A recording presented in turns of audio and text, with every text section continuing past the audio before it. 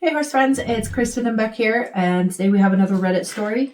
This one's actually kind of interesting. It's a little bit shorter story-wise, but I think it ties into a lot of stuff that we've talked about previously. So here it is. The title is it normal for my riding instructor to let me go? I am very much a beginner, so I'm currently working on how to post correctly and not push up with my feet. But she texted me a few weeks ago saying I should come in 1 to 2 times a week on my own and try and build the muscles I need to keep learning. But my issue is that I practically have no instructor at all anymore. I don't do any lessons with her at all, and when I try to ask questions in person, she kind of brushes me off with around the same phrase of, me telling you the same things won't make you understand any better. And when in messages, she just kind of doesn't answer. I don't know if this is normal to do, but since I don't do any lessons with her anymore, I have no idea if I'm even posting correctly. I'm looking to YouTube for posting tips and watching videos of myself to try guessing if I'm doing it right. She's not a bad trainer when she was first working with me, but it almost feels like she gave up on me and just keeps me around because I clean the stalls every weekend in exchange to ride horses.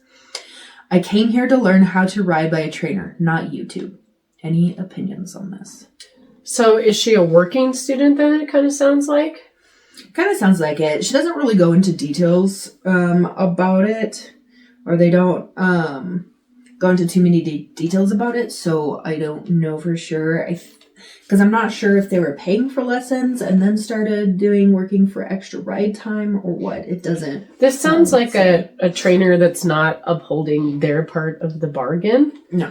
Either way. Right. You know, whether they're paying or not, working student or paying, right, they definitely aren't.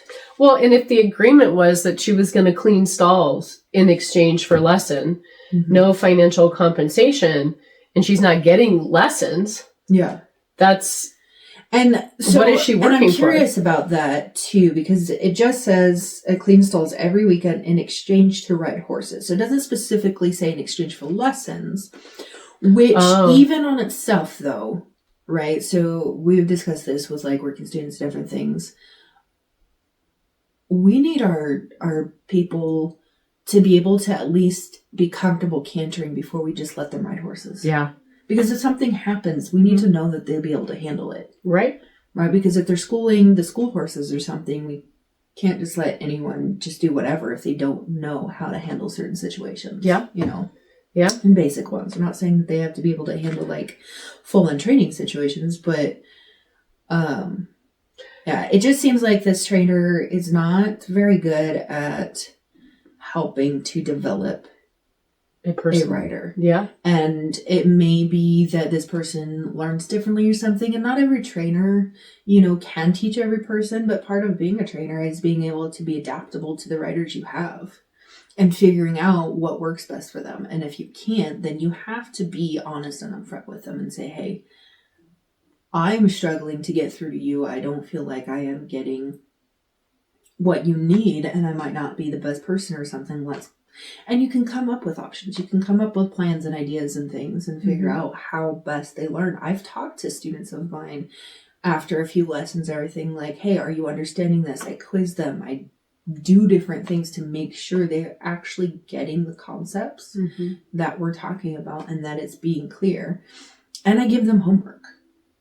You know, I don't, not every instructor has to necessarily give homework and everything, but it's not feasible or plausible to require people to ride multiple times a week to build the muscle. You can do exercises at home. It might not be exactly. I was going to say, I do the same thing with my students. Like in posting, I'll tell them, hey, do wall sits or do leg lifts or Supermans or something. Yeah. I had a student who had a tendency to draw the knees up and point the toes, and she would only point the toes whenever she drew the knee up. So when she kept the leg nice and long and around and everything, it was fine. She'd have proper foot and everything else. But when we're starting to do more complicated work, you know, changing the focus onto different things, then that knee would come up. So I'd have her do ankle stretches to start with, just to loosen them up and everything else, and then practice just having sitting on something, whatever they have at home,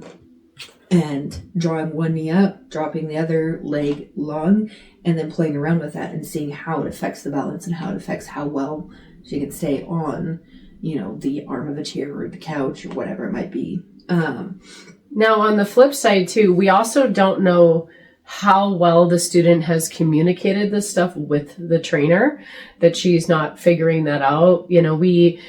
I always say that there's 3 sides to every story. There's, in this case, the student side, there's the trainer side, and then the truth is probably somewhere in the middle. Yeah. Right? Well, and, in this too, on that, the OP talks about having asked questions in person and in messages and kind of gets a non-answer. Yeah. And that they're not in lessons. Now, I will say that, in the moment of the lessons is like, whatever you're going on, whatever questions you have right then and there, ask your trainer. Mm-hmm. Right?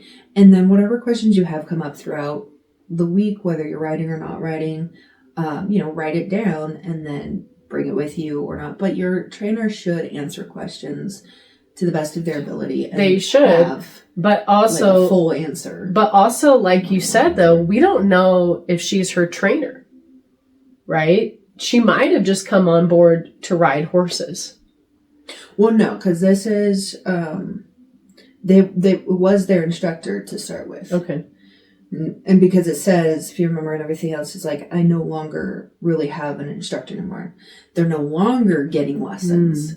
But there was no conversation. There was no discussion or anything. There was nothing from the trainer's part that said, hey, I'm not going to be teaching anymore because I can't, or whatever reason it being. They just kind of dropped out.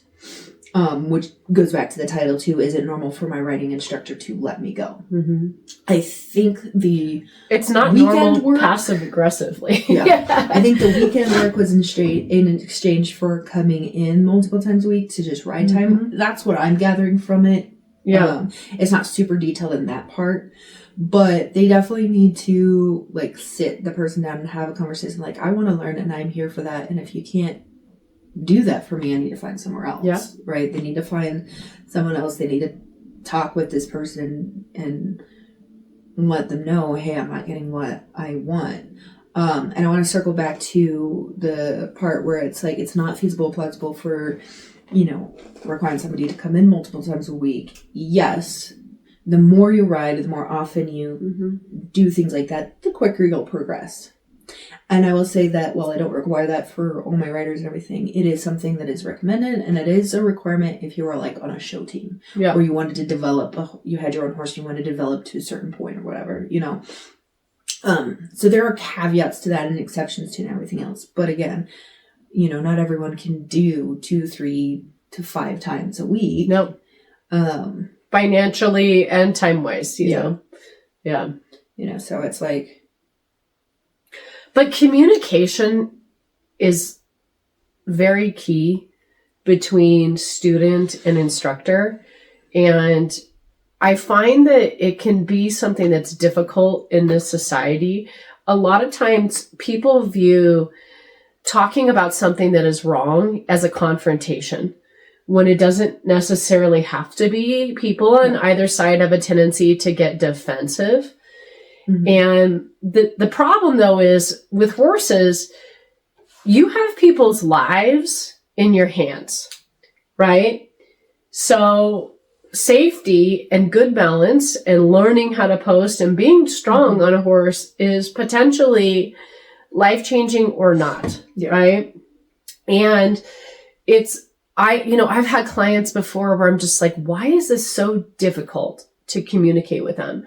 And I feel like sometimes there's been situations where I'm not getting the whole truth necessarily from their end for whatever reason. Maybe they're afraid to admit that they're scared, or they don't want to do this anymore, or they maybe want to back out on their end. And as an instructor, it's really, and I'm not saying it's what's happening here, right, but it's very difficult to be shooting in the dark.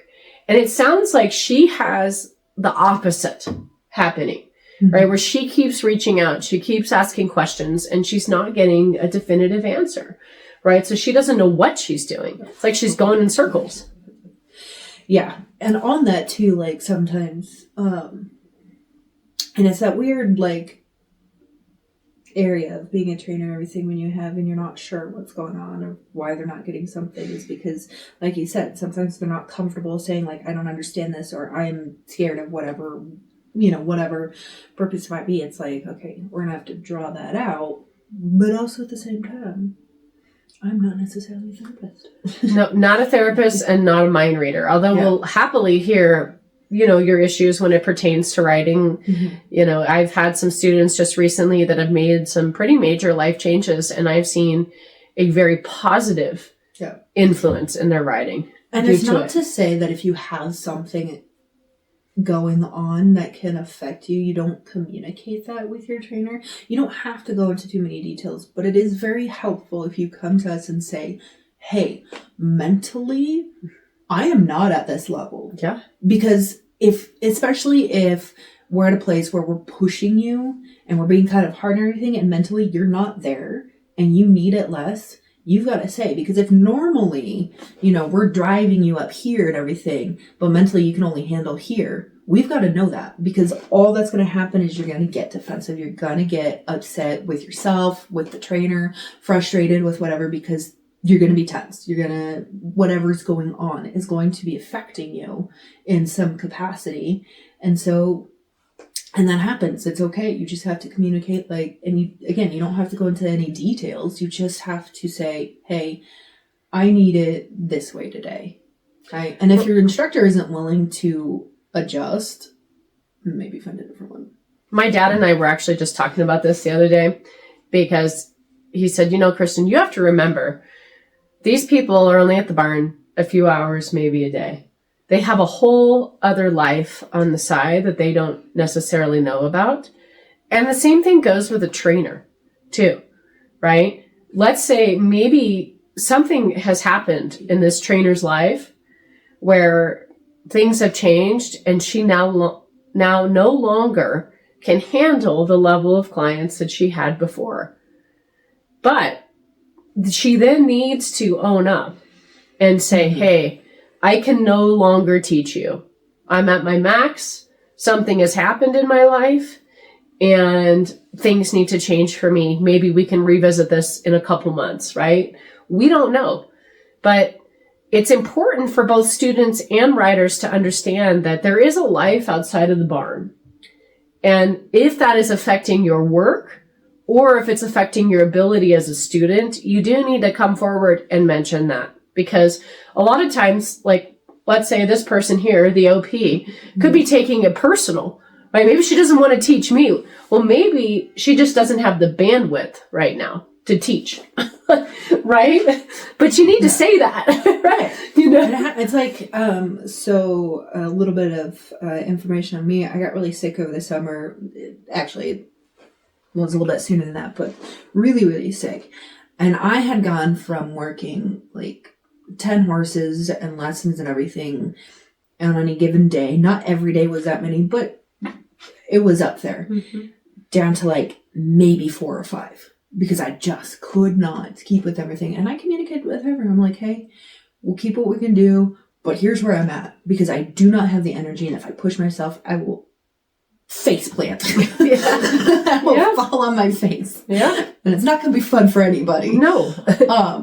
So like, and it was really hard. It was really difficult, because like, I love my work and I love to do this stuff. And it's like not being able to, and it was like compounding, because it was the physical issues that we're trying to figure out, but then also all these mental things coming on, because I couldn't do my work. And I felt like, I was letting people down. I was letting my horses down, And, in hindsight, it's like, my horses don't give a shit. They're like, ooh, yay, I got time off. Beep! That one's not allowed on platforms. The other 4-letter words. No, but it's true, because like us horse people, we're so driven. We work hard. We do all of those things. And when we can't, it is so hard to say, I can't, or I shouldn't. And especially too with like you and I, and especially you, because you run the facility and the boarding. And then I help manage some of the times, and I have, my own clients, and run my own business, everything else, there's so much more what we have to do and just have to be there for it. Yeah. Have to be. Yeah. There's no other option, and I also have 2 kids who are constantly getting me sick. And I've been very grateful that my clients recently have been like, Kristen, we understand why you're sick all the time. And I'm like, I just want it to stop. But if I'm not around, it's not so great. So, health-wise, 6 feet under. So that's not great either. Yeah. But yeah, I think this person, OP, should definitely, if they haven't already, like, really sit the trainer down and talk with them. Yeah. And if you have to beg somebody for your time, they are not worth it. No. So keeping in mind, like, hey, what's your schedule? I want to schedule out a time to sit with you, chat, figure this out. And if you have to chase them around for more than a couple days to get an answer and get a solid schedule and like a solid day and time that works for you both, or let's say you do make a day and time and then it's constantly like, oh, I've got to reschedule. Yes, things happen, everything else, but it's like, this is important. Make it very clear that it's important to you and you want this. But if you have to beg for your time, it is not worth it and you need to move on to somebody else. You do. Yep. And I have, let's say in the past when I've had rough things going on in my life or children sick all the time, if I have had to reschedule, which I really try not to do very often, I will say at the end of a text, I hope you are important to me. And this bothers me. Yeah. Right? That this is having to happen. I'm hoping that this is a phase. Yeah. Well, it's happening so much. I promise this isn't normal. Yeah. Right? So. Don't try to do this so much. I remember it was like a few years ago, we had a new student for you coming in. And there was like 3 weeks in a row you had to reschedule for one reason or another. There was weather one day. There was something else happening. And it was like, and finally you got them in and everything. Yeah. And you're like, oh my God, I don't even know what was happening. Yeah. Well, yeah, it's just, it can happen sometimes. Life, we're humans and things happen, but we need to communicate. Yeah. And we need to let people know that they're important to us, or if it's a phase, or if they just need to move on to somebody else. Yeah.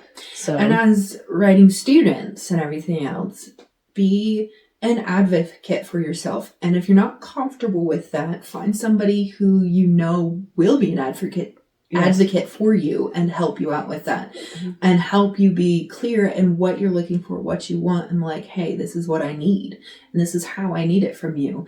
And it could be something that you don't know necessarily right away what will work best for you in a teaching style. That may take some exploration. That's totally fine. But at least be clear and like, I want this. This is what I want. Because it seems like OP wants this. OP wants to learn. Yeah. Right? And so they have that drive. Now they need to get their trainer either on the same page or find a trainer who's going to be on the same page. Right? That's really the two options right now. Because like OP said, they want to learn by a trainer, not YouTube. And YouTube can be difficult because you can't, especially if you're a beginner like this, because you don't know what's correct or not on YouTube, right? And you don't know if it works for what kind of writing you're doing. Or if it relates to you. Right. Right. And your discipline and your horse and everything else, Yep. Yeah. Let us know your guys' thoughts and what you think and any points maybe that we might have missed or just... And let us know if you like our new backdrop. Yeah. So...